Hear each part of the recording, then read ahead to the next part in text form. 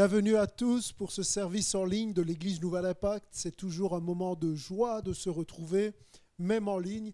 Alors je voudrais vous donner la possibilité de vous saluer les uns les autres, pas pendant la louange, mais maintenant.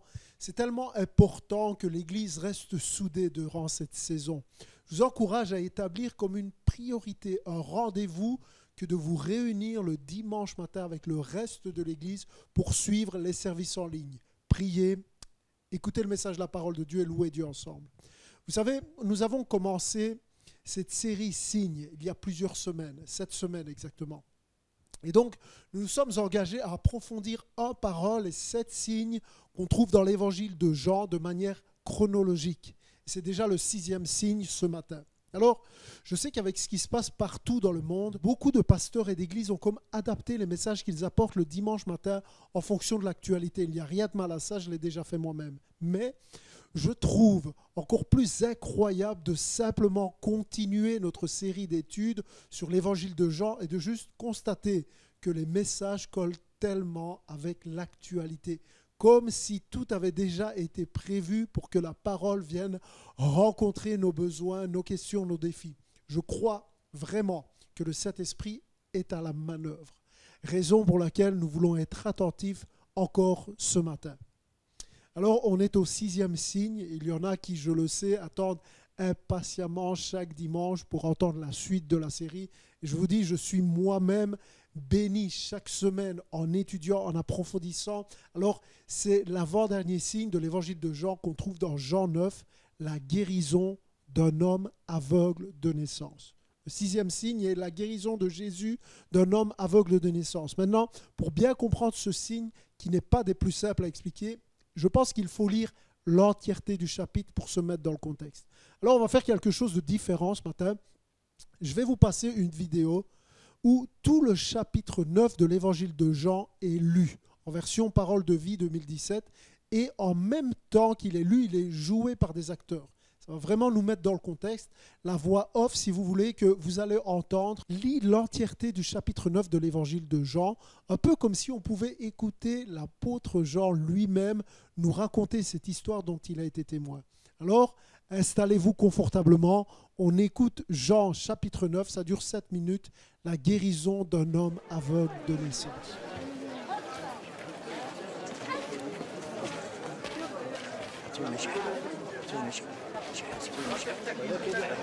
Sur le chemin, Jésus voit un homme qui est aveugle depuis sa naissance. Les disciples de Jésus demandent « Maître, cet homme est aveugle depuis sa naissance, donc qui a péché, lui ou ses parents ?» Jésus répond « Ni lui ni ses parents. » Mais puisqu'il est aveugle, on va reconnaître clairement que Dieu agit pour lui. Pendant le jour, nous devons accomplir le travail de celui qui m'a envoyé. La nuit arrive et personne ne pourra travailler. Pendant que je suis dans le monde, je suis la lumière du monde.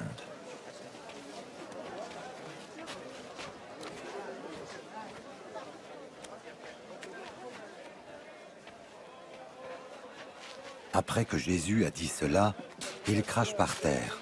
Avec sa salive, il fait de la boue, et il met la boue sur les yeux de l'aveugle.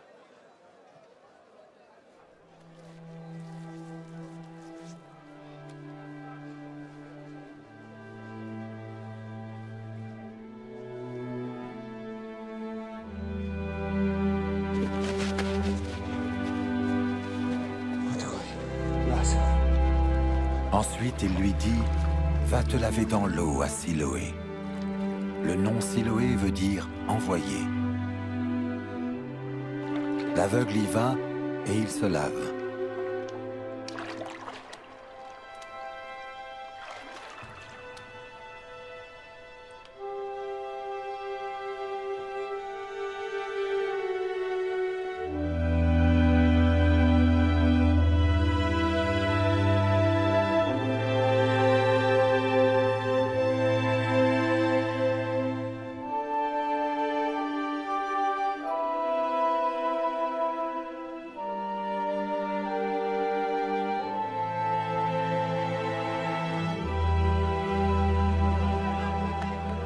Quand il revient, il voit clair. Cet homme était un mendiant. Ses voisins et ceux qui avaient l'habitude de le voir avant disent « Est-ce que ce n'est pas l'aveugle qui était assis et qui mendiait ?» Les uns disent « Oui, c'est lui ». D'autres disent « Non, c'est quelqu'un qui lui ressemble ». Mais l'homme dit « C'est bien moi ». Alors les gens lui demandent « Tes yeux se sont ouverts comment ?» Il répond « L'homme qu'on appelle Jésus a fait de la boue. Il l'a mis sur mes yeux et il m'a dit « Va à Siloé et lave-toi ». J'y suis allé, je me suis lavé et maintenant je vois clair. Les gens lui demandent « Où est-il cet homme ?» Il répond « Je ne sais pas ». On conduit chez les pharisiens l'homme qui avant était aveugle. Le jour où Jésus a fait de la boue et a ouvert les yeux de l'aveugle, c'était le jour du sabbat. Les pharisiens, eux aussi, demandent à l'homme « Tu vois clair maintenant? Qu'est-ce qui s'est passé ?» L'homme leur dit « Il m'a mis de la boue sur les yeux. Je me suis lavé et maintenant je vois. » Quelques pharisiens disent « L'homme qui a fait cela ne vient pas de Dieu. En effet, il ne respecte pas le jour du sabbat. » Mais d'autres disent « Un homme qui est pécheur ne pourrait pas faire des signes aussi étonnants. » Les pharisiens ne sont pas d'accord entre eux. Alors ils demandent encore à l'homme qui était aveugle « Et toi, qu'est-ce que tu dis de celui qui t'a ouvert les yeux ?» Il répond « C'est un prophète. » Mais les chefs juifs ne veulent pas croire que cet homme était aveugle et que maintenant il voit clair. C'est pourquoi ils font venir ses parents et ils leur demandent « Est-ce que cet homme est bien votre fils? Vous dites qu'il est aveugle depuis sa naissance. Maintenant il voit. Qu'est-ce qui s'est donc passé ?» Les parents de l'homme répondent « Nous le savons, c'est bien notre fils et il était aveugle depuis sa naissance. Maintenant il voit clair, mais ce qui s'est passé, nous ne le savons pas. Qui lui a ouvert les yeux, nous ne savons pas. Interrogez-le, il est assez grand, il répondra lui-même. » Les parents disent cela parce qu'ils ont peur des chefs juifs. En effet, ceux-ci se sont déjà mis d'accord. Ils vont chasser de la maison de prière tous ceux qui affirment « Jésus est le Messie ». C'est pourquoi les parents de l'homme disent « Il est assez grand, interrogez-le. » Alors pour la deuxième fois, les pharisiens appellent l'homme qui était aveugle et ils lui disent « Dis la vérité devant Dieu, nous le savons. Celui qui t'a guéri est un homme pécheur. » Il leur répond « Je ne sais pas si c'est un pécheur, mais je sais une seule chose, j'étais aveugle et maintenant je vois clair. » Il lui demande « Qu'est-ce qu'il t'a fait? Comment est-ce qu'il t'a ouvert les yeux ?» L'homme leur répond « Je vous l'ai déjà dit, mais vous ne m'avez pas écouté. Vous voulez l'entendre une deuxième fois? Pourquoi donc?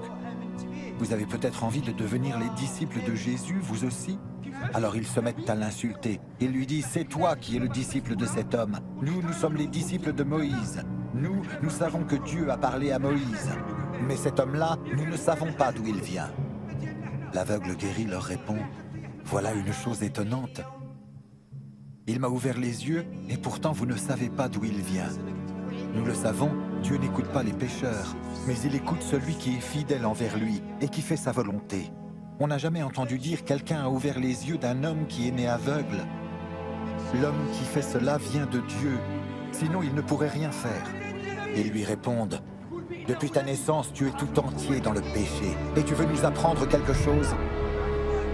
Alors ils le mettent dehors.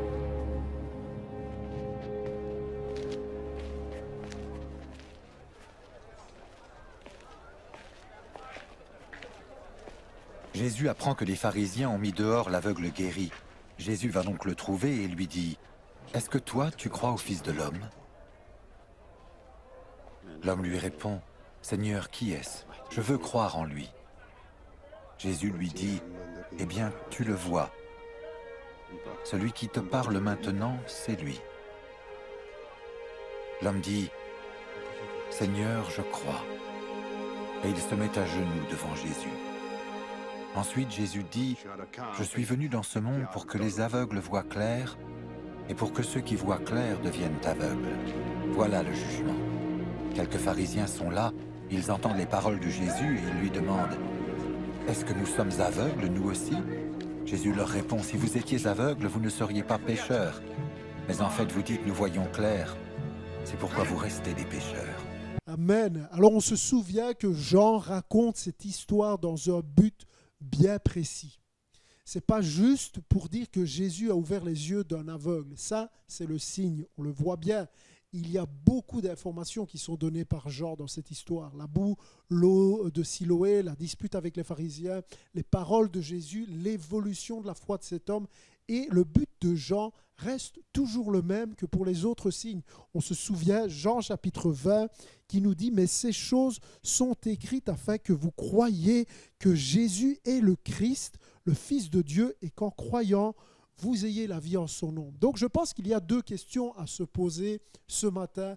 Croyez-vous que Jésus est le Christ, le Fils de Dieu, et avez-vous personnellement placé votre foi en lui pour qu'il vous sauve de votre péché et qu'il vous accorde la vie, la nouvelle naissance comme une grâce? Croyez-vous en Jésus et l'avez-vous personnellement accepté? Placez votre foi en lui. C'est le but de l'évangile de Jean.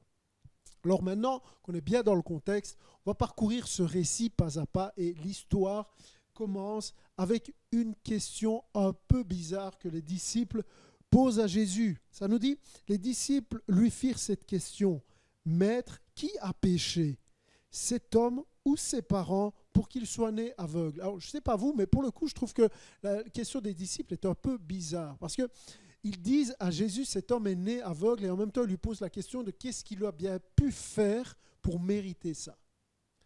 La question n'a pas vraiment de sens. Et pourtant, ça nous est tous déjà arrivé de nous poser ce genre de questions. Tu traverses une épreuve terrible, et comme si ce n'était pas suffisant, tu entends les gens dire il a sûrement fait quelque chose de mal. Tu es malade, tu es au chômage, tu es en faillite, tu divorces, tu as dû faire quelque chose qui déplaît à Dieu pour mériter ça. Tu n'as pas la faveur de Dieu sur ta vie. Vous voyez, on est un peu comme les disciples dans ce mode de pensée qui sous-entend que réussite, richesse, bonne santé veut dire que Dieu est avec toi. Pourtant, on connaît tous des gens riches qui ont du succès, qui sont en bonne santé et pourtant qui mènent une vie tellement loin de Dieu. Et de la même manière, on connaît tous des gens pieux qui marchent humblement avec Dieu et dont la vie est parsemée d'épreuves et de drames les uns après les autres. Trop de gens assimile une vie confortable à une vie bénie et approuvée de Dieu. J'aimerais dire, le succès, la richesse, la santé ne veut pas nécessairement dire que Dieu t'approuve, et de la même manière, l'épreuve, la souffrance, la maladie, la pauvreté ne veut pas dire que Dieu n'est pas avec toi ou qu'il t'a abandonné. Les disciples posent, Seigneur, qui a péché? Ouais, parfois les gens ont un cœur tellement dur qu'au lieu de manifester de la compassion pour ceux qui souffrent, on cherche à expliquer par le jugement. Tu souffres, c'est que tu as dû faire quelque chose de mal pour le mériter. Parfois, c'est dans les églises, et je l'espère, ce n'est pas dans la nôtre. Nous avons bien compris que l'Église n'est pas là pour renfoncer ceux qui sont déjà éprouvés. Amen. L'Église est là pour accompagner, pour prendre soin, pour bénir, restaurer, et pas pour juger. J'ai besoin que vous dites Amen pour me rassurer ce matin. C'est important que dans notre Église, nous ne soyons pas de ceux qui cherchent à pointer le doigt sur les erreurs passées des gens. Jésus ne fonctionnait pas comme ça. Vous savez, parfois, quand on est chrétien et qu'on traverse des saisons difficiles, parfois c'est les croyants qui nous jugent, mais parfois c'est les non-croyants.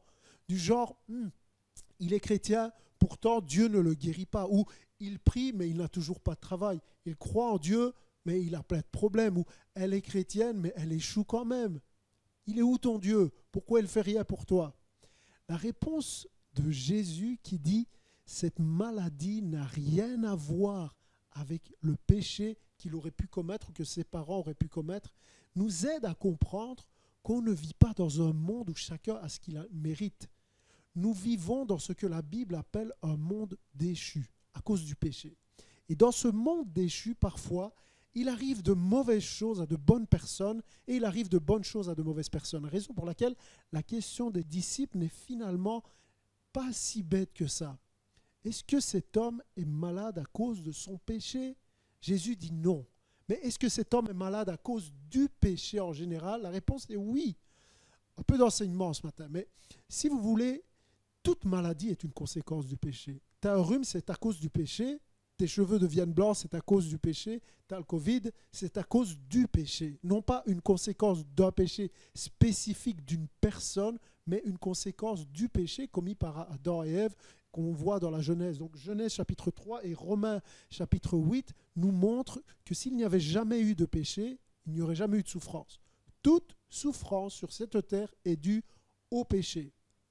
Et une partie, je pense, du sens des horreurs physiques, de la maladie, de la souffrance, c'est justement de révéler les horreurs, les horreurs morales du péché. Jésus dit ici au verset 3, « Ce n'est pas que cet homme ou ses parents ont péché. » En d'autres termes, cette souffrance spécifique n'est pas due au péché spécifique que lui ou ses parents auraient pu commettre. Donc, l'existence du péché dans le monde est la cause de la souffrance dans le monde, mais les péchés spécifiques dans le monde ne sont pas, généralement pas, la cause de souffrance spécifique.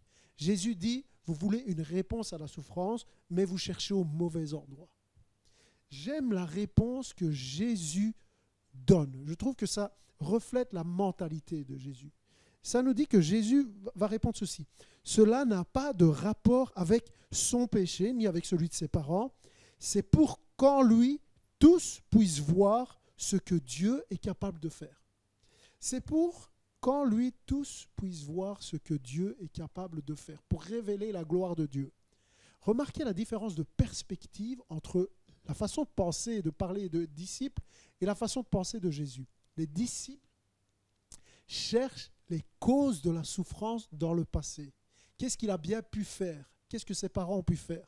Jésus ne fonctionne pas de la même manière. Il ne se situe pas dans la même perspective, si vous voulez. Il ne se situe pas dans le passé, il se situe dans le futur. Jésus ne se situe pas dans les causes, mais dans les buts.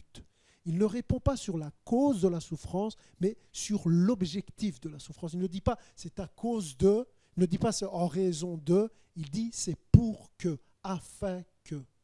C'est comme ça que Jésus voit la souffrance et la maladie. Et nous devrions regarder nos souffrances et nos bénédictions et tout ce que nous traversons, non pas en termes de à cause de ceci ou cela, mais plutôt en raison de ce qui va arriver, en raison de ce que Dieu va faire, en raison du bien qu'il veut me faire et en raison de sa gloire qui va lui revenir. Pour que, et non pas à cause de. Bénédiction et souffrance, c'est pour que, c'est afin que, en termes d'objectif. L'explication de la cécité de cet homme du chapitre 9 ne se situe pas dans les causes, mais dans les buts, afin que l'œuvre de Dieu soit manifestée.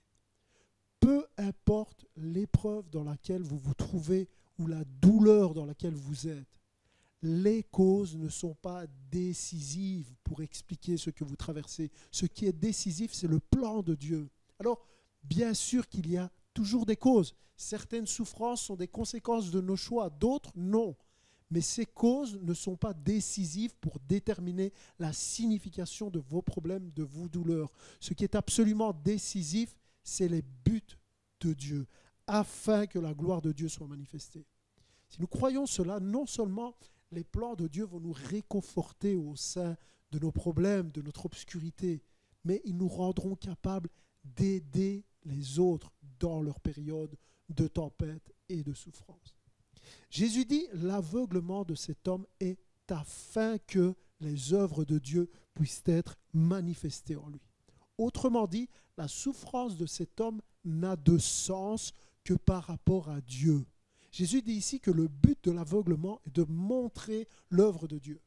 Ça signifie que pour que notre souffrance ait une signification ultime, Dieu doit devenir plus précieux que notre santé et même que notre vie. Sinon, les épreuves auront raison de notre foi. Ça ne veut pas dire que tu ne vas plus venir à l'église, mais ton cœur va devenir sec et amer. Vous voyez, un peu comme dans la parabole du semeur. C'est pour ça que David dit « ta bonté vaut mieux que la vie ». J'ai beaucoup réfléchi cette semaine à cette phrase « ta bonté vaut mieux que la vie ». Je ne vais pas vous donner les conclusions que j'en ai tirées. Je voudrais vous inviter à méditer sur ce verset tellement magnifique et profond. « Ta bonté vaut mieux que la vie ». Alors, je ne sais pas à qui je parle ce matin. J'étais tellement bouleversé par les messages qui me sont parvenus cette semaine suite à la parole que j'ai apportée dimanche dernier. J'ai réalisé à quel point tellement de personnes dans notre église et même en dehors de notre église, jeunes et moins jeunes, traversent des tempêtes incroyables. Et il est fort possible que ce que je suis en train de vous dire soit influencé par tous les messages que j'ai reçus cette semaine. Je pense que si les chrétiens n'ont pas une saine théologie de l'épreuve, alors les épreuves peuvent avoir raison de notre foi. Si on pense naïvement que bénédiction égale confort, argent, santé, succès, pas de soucis, alors quand on sera confronté à l'épreuve, on risque d'être désemparé et notre foi risque d'être ébranlée. souvenez-vous que la tempête fait partie du plan. La tempête, la souffrance fait partie du plan. Ce n'est pas une erreur dans le plan de Dieu. Pour Jésus, l'aveuglement dès la naissance de cet homme s'explique suffisamment en disant « Dieu a l'intention de manifester une partie de sa gloire à travers cet aveuglement ». Maintenant, il ne faut pas se tromper en pensant que la gloire de Dieu ne se manifeste que par la guérison. La gloire de Dieu est tout aussi éclatante dans la non-guérison. Rappelez-vous, Jésus calme la tempête, mais Jésus ne calme pas toutes les tempêtes.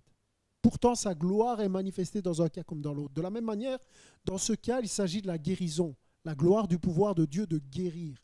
Mais rien n'indique dans la parole que la gloire de Dieu est toujours traduite par la guérison. Par exemple, quand Paul a prié 3 fois pour être guéri, Jésus a dit « Non, ma grâce te suffit car ma puissance s'accomplit dans la faiblesse. » Aussi dans la faiblesse. Autrement dit, je montrerai ma puissance et ma gloire non pas en te guérissant, mais en te soutenant dans la maladie. Autrement dit, ma gloire sera manifestée non pas toujours en calmant la tempête, mais en te soutenant durant la tempête. La guérison montre les œuvres de Dieu dans Jean chapitre 9, mais la non-guérison dans 2 Corinthiens 12 nous montre également la gloire de Dieu.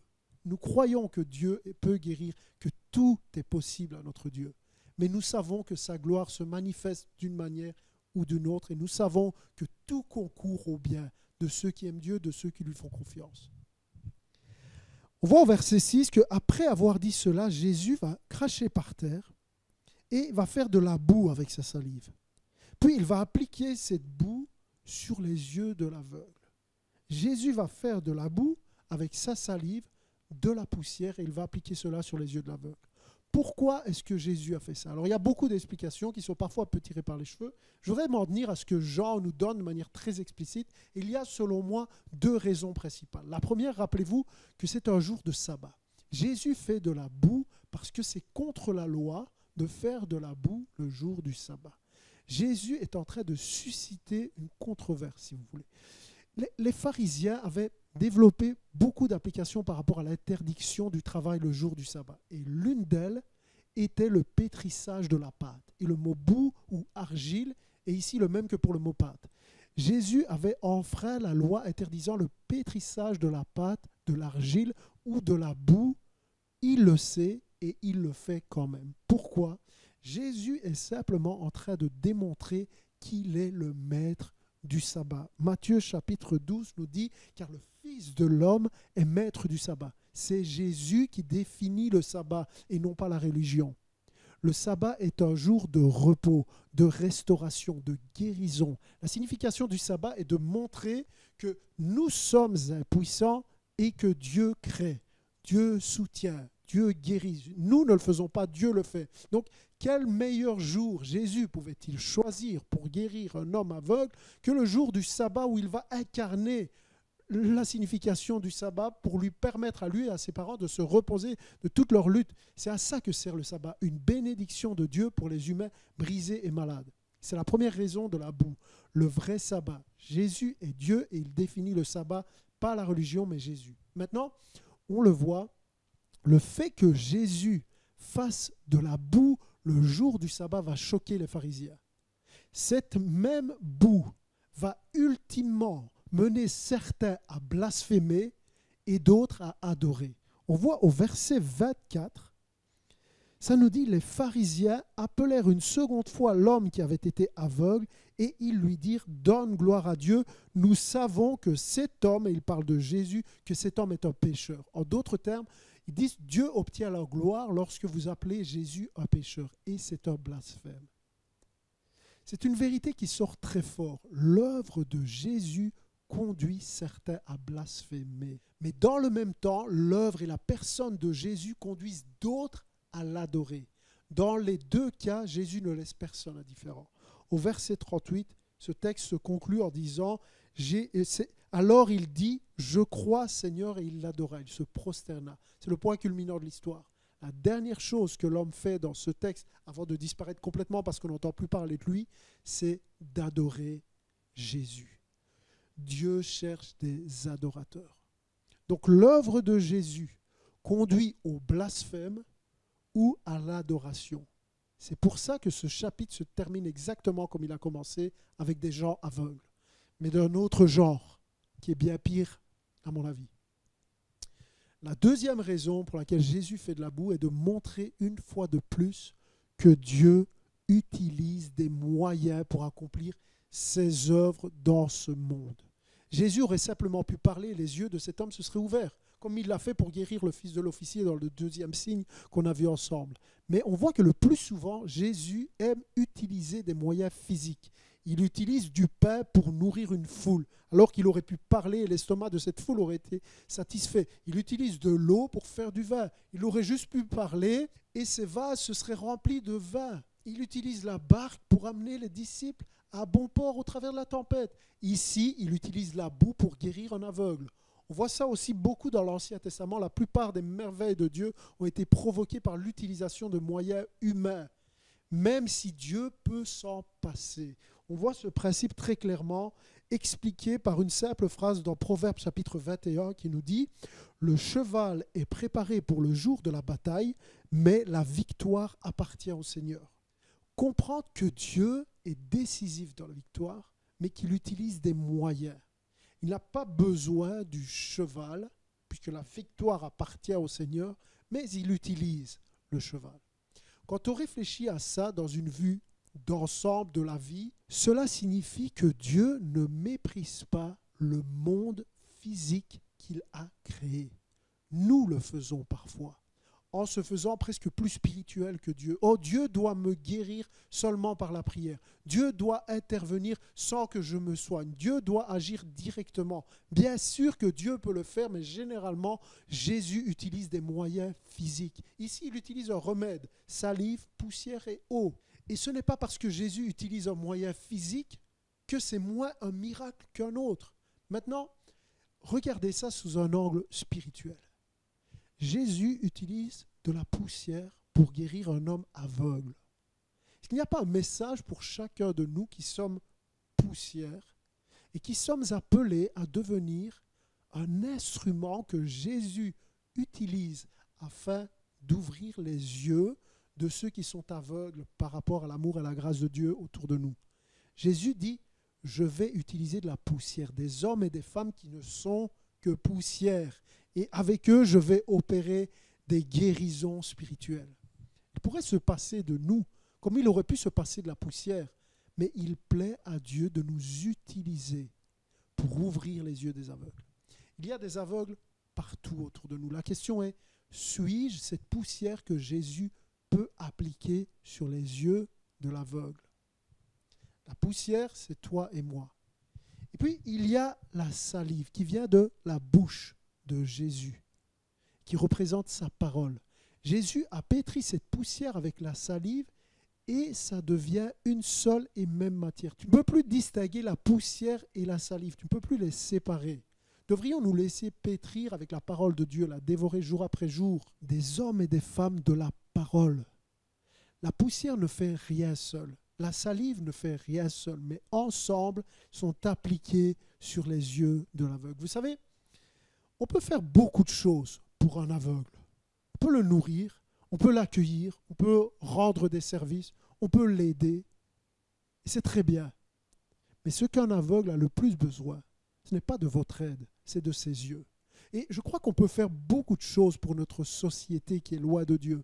Mais ce dont elle a besoin, c'est d'ouvrir les yeux. Et c'est impossible avec la poussière seulement, avec nos propres forces seulement. Nous avons besoin de la parole de Dieu qui habite en nous. Écoutez l'énoncé de mission que Jésus donne à l'apôtre Paul dans Acte 26. Paul témoigne, il dit « Je t'ai choisi au milieu de ce peuple et du milieu des païens, vers qui je t'envoie, afin que tu leur ouvres les yeux pour qu'ils passent des ténèbres à la lumière et de la puissance de Satan à Dieu. » Jésus place de la boue sur les yeux de cet homme et puis il lui dit « Va et lave-toi au réservoir de Siloé », nom qui signifie envoyé. Il y alla, se lava et s'en retourna voyant clair. Amen. Nous avons ici un dernier élément. L'eau qui s'appelle envoyé. Donc si je devais résumer ce remède miracle que Jésus utilise, si je devais résumer ça comme une recette, je vous dirais, prenez de la poussière, puis ajoutez un peu de salive, puis appliquez sur les yeux de l'aveugle, laissez poser quelques minutes et enfin rincez avec de l'eau de la marque Siloé qui signifie envoyer. Vous voyez, si la poussière c'est toi et moi qui sommes faits de poussière, si la salive représente la parole de Dieu, qu'est-ce que ce troisième ingrédient qui est l'envoyé?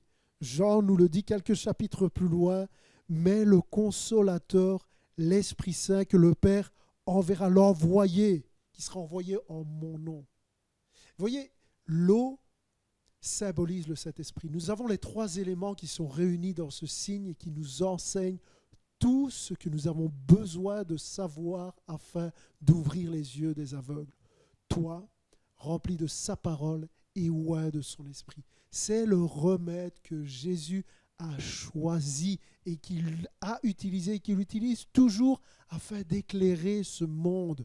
Des hommes et des femmes remplis de la parole et oint du Saint-Esprit. Au verset 5, ça nous dit que Jésus dit « Pendant que je suis dans le monde, je suis la lumière du monde. » Mais ce mandat d'être la lumière du monde nous a été confié par Jésus lui-même. Matthieu 5 nous dit « Vous êtes la lumière du monde. » Voyez, la poussière, nous-mêmes, nos propres forces, ce n'est pas suffisant pour accomplir la volonté de Dieu. Il faut ce qui sort de la bouche de Dieu, sa parole. Et même, toi et moi qui connaissons la parole de Dieu, ce n'est pas encore suffisant. Il nous faut l'eau. Et j'aime ça, quand on demande à cet homme ce qui lui est arrivé, il dit « Cet homme m'a oint, Jésus m'a oint les yeux et je vois. » Il y a cette notion d'être oint, d'être revêtu du Saint-Esprit. Ce n'est pas réservé à une certaine catégorie de personnes. Cela est réservé à ceux qui se reconnaissent eux-mêmes comme étant de la poussière, mais qui peut être utile entre les mains de Dieu, rempli de la parole et oint du Saint-Esprit. Regardez bien ce qui se passe. La boue est appliquée, mais quand l'eau arrive sur les yeux, la poussière disparaît. La poussière est un moyen, mais la poussière doit disparaître à un moment donné. Ce n'est pas elle qui doit être vue. Ce n'est pas elle qui va être adorée. À la fin de ce texte, ça nous dit que Jésus est adoré, pas la poussière. Il n'adora pas la poussière parce que la poussière n'est qu'un moyen qui doit disparaître à un moment donné. Pour que Dieu puisse nous aider à disparaître d'une certaine façon et que nous puissions dire avec une vraie humilité, nous ne sommes que des serviteurs inutiles. Luc 17 nous dit, vous de même, quand vous avez fait tout ce qui vous a été ordonné, dites, nous sommes des serviteurs inutiles. Nous avons fait ce que nous devions faire. Nous ne sommes que de la poussière. C'est ainsi que chacun de nous pouvons être utilisés par Dieu afin d'ouvrir les yeux des aveugles. Est-ce qu'il n'y a pas cette prière qui monte en toi ce matin? Je veux être utilisé comme cette poussière entre les mains de Jésus. Vous savez, nous démarrons aujourd'hui ou demain matin pour certains un temps de jeûne et prière. Et je voudrais encourager ceux qui hésitent encore à prendre la décision de mettre cette saison à part afin de prier plus et de dire « Remplis-moi de ta parole et de ton esprit afin que je sois utile pour être cette lumière dans mon entourage. » Que cette prière soit au centre de cette saison. Je ne vais pas mettre ma souffrance, les causes de ma souffrance au centre de cette saison, mais je vais chercher Dieu et ses desseins. Je vais chercher à être littéralement pétri dans sa parole pour que chaque fibre de mon être en soit imprégnée. Vous savez, avec l'équipe, on est en train de mettre des choses en place afin de vous aider, de vous accompagner durant ces 21 jours de jeûne et prière. Certains ont l'habitude, pour d'autres, c'est tout nouveau. Et une des choses qui va prendre place, c'est que chaque matin, à partir du 9 novembre, donc à partir de demain matin, nous allons poster une vidéo avec un court message d'encouragement sur les réseaux de l'Église, Instagram et Facebook. Donc, nous allons utiliser les réseaux sociaux et c'est la raison pour laquelle cette année, je ne vous ai pas demandé de jeûner de réseaux sociaux puisque nous allons nous en servir, confinement obligé. Donc, ça sera chaque jour quelqu'un de différent dans les responsables de l'Église et tous les matins, vous aurez à votre disposition une nourriture spirituelle toute fraîche, un peu comme les croissants du matin, mais qui ne nourrissent pas l'estomac et plutôt l'âme. Un message qui va vous aider à placer tout le reste de la journée dans la prière avec Dieu au centre de votre journée pendant cette saison. Et j'espère bien sûr chaque jour de votre vie. Ça sera tous les matins. La vidéo sera postée à 5h30 pour les lève-tôt. C'est des messages de 3 minutes et qui seront disponibles toute la journée. Donc on commence demain matin avec un message du pasteur Alfonso et ensuite 20 autres personnes qui vont se succéder chaque matin. Ne manquez pas ça, ne passez pas à côté de ça. Je voudrais terminer ce message en vous encourageant premièrement à vous rappeler que votre souffrance a toujours un but qui vous dépasse, mais que Dieu veut votre bien et cherche à être glorifié. Ensuite, peu importe ce que tu traverses, montagne ou vallée, temps agréable ou difficile, tout cela n'a de sens que par rapport à Dieu. Ta bonté vaut mieux que la vie. Ta bonté vaut mieux que la vie. Tu peux être un instrument entre les mains de Jésus pour ta famille, pour tes amis, exactement comme cette poussière a été un instrument afin d'ouvrir les yeux de cet aveugle. Un instrument entre les mains de Jésus, être rempli de sa parole et être oint de son esprit. Je crois que ces deux aspects devraient faire l'objet de notre recherche, de notre prière. Je voudrais prier pour vous maintenant, pour chacun d'entre vous. Je voudrais que cette parole puisse vraiment pénétrer vos cœurs et grandir. Alors je vais prier pour vous. Je vous invite à fermer les yeux, à baisser les fronts. On va prier ensemble. Seigneur, nous te louons pour ta parole qui est vraiment un pain, qui est vraiment une nourriture, mais qui est aussi une semence. Seigneur, ce qui a été fait ce matin, c'est que j'ai déposé une semence par ta grâce. Et Seigneur, je veux te prier que toi, tu fasses grandir cette parole dans les cœurs de tous ceux qui m'ont écouté ce matin. Seigneur, nous ne voulons pas être centrés sur les causes de notre souffrance. Nous voulons tourner le dos au passé et regarder de l'avant. Aller de l'avant avec toi et pour toi. Nous voulons être capables de te louer en toutes circonstances.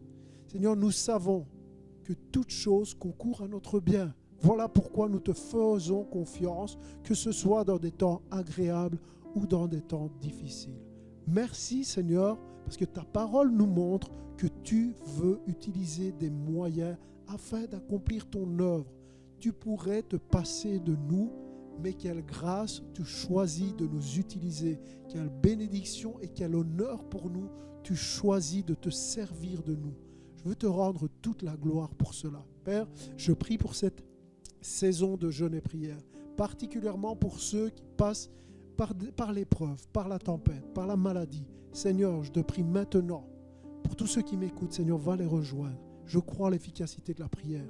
Ce qui est impossible aux hommes est possible avec Dieu. Toute ma confiance, toute ma foi est en toi. Et je te prie, Seigneur, que chacun de ceux qui m'écoutent ce matin puisse placer leur foi en toi, comme jamais.